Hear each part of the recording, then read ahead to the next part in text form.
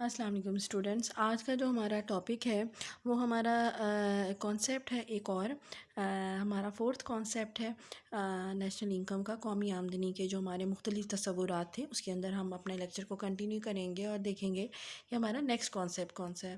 تو نیکسٹ جو ہمارا تصور ہے، جو ہمیں کانسیپٹ دیا گیا ہے، وہ ہے قومی آمدنی کا۔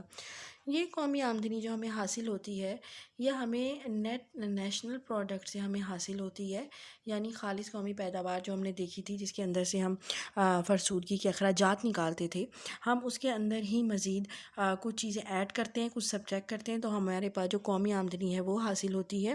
اب اس کے اندر ہم شامل کیا کر رہے ہیں؟ ہم اس کے اندر شامل کرتے ہیں سبسڈیز کو اور مائنس کرتے ہیں، سبٹریکٹ کرتے ہیں انڈائریکٹ ٹیکسز کو۔ اب یہ قومی آمدنی جو ہمارے پاس ہے یہ ہمارے عاملین پیدائش کا مجموعہ بھی ہم اسے کہہ سکتے ہیں ہوتی ہے، اور اس کے اندر جو ہم ایڈ کر رہے ہیں وہ ہے آنے یا سبسڈیز۔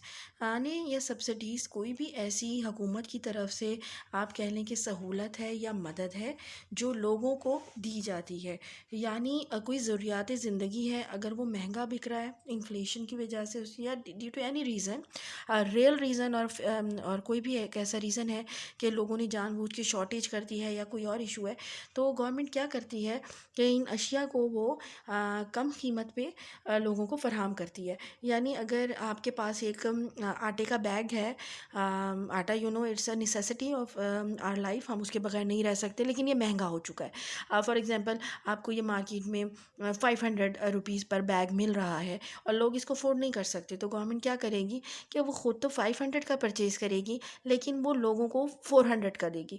تو اس کا مطلب ہے کہ وہ جو 100 روپیز کا گیپ ہے وہ گورنمنٹ اپنی جیب سے پے کر رہی ہے۔ اس طرح کی جو مدد ہوتی ہے اس کو ہم سبسڈیز یا آنے کہتے ہیں۔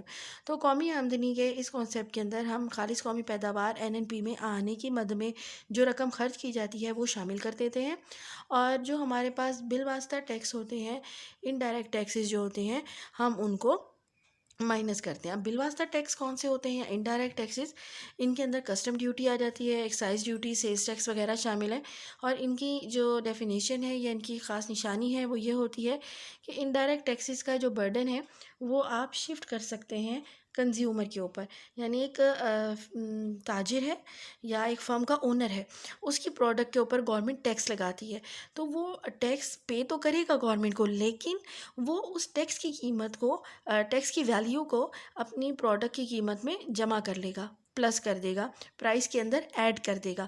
اب کیا ہوگا جب وہ پرائس کے اندر ایڈ کرے گا تو برڈن کس پہ آ گیا؟ صارف کے اوپر، کنزیومر کے اوپر، کیونکہ کنزیومر نے وہ چیز خریدنی ہے تو اس نے جو ہے پرائس پے کرنی ہے۔ اب اس کو پرائس کے ساتھ ساتھ وہ ٹیکس بھی پے کرنا پڑا ہے جو کہ حقیقتاً تاجر کے اوپر لگا تھا۔ تو ہمارے جو قومی آمدنی ہے، فیکٹر کاسٹ میں بھی ہم اسے کہتے ہیں، اس میں NNP مائنس انڈائریکٹ ٹیکسز اور پلس سبسڈیز شامل ہوتے ہیں۔ نیکسٹ ہمارا جو کانسیپٹ ہے وہ ہے شخصی آمدنی یا پرسنل انکم کا۔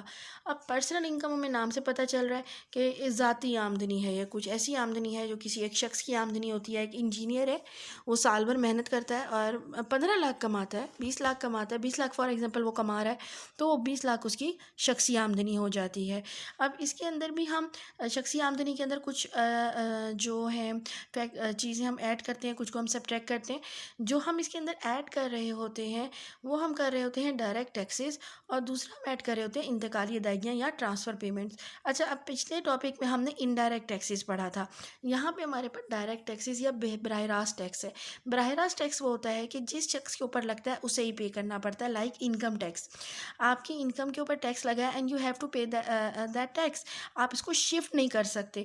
پہلے ہم نے جو کانسیپٹ پڑھا ہے وہ ہے شفٹنگ کا، بالواسطہ آپ کے اوپر ٹیکس لگا، آپ نے کسی اور پہ منتقل کر دیا، لیکن براہ راست ٹیکس ایسا ٹیکس ہے جو آپ شفٹ نہیں کر سکتے، اس کا برڈن آپ شفٹ نہیں کر سکتے، you have to pay that tax.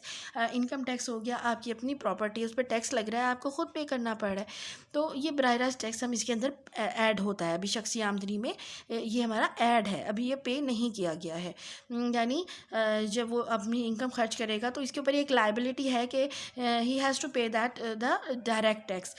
دوسری چیز جو ہم اس میں ایڈ کرتے ہیں وہ ہے انتقالی ادائیگیاں۔ Transfer payments. اب ٹرانسفر پیمنٹس کیا ہوتی ہیں؟